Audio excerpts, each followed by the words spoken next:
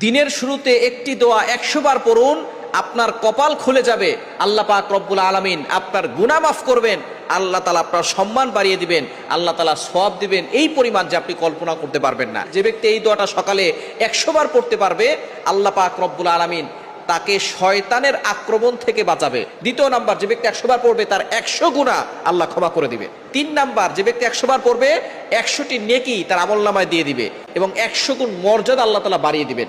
4 number, যে ব্যক্তি 100 বার সকালবেলা এটা পড়বে, আল্লাহ পাক রব্বুল আলামিনের কাছে প্রতিদিন মানুষের আমলনামা কি কি আমল করেছে সেটা নিয়ে যাওয়া হয়।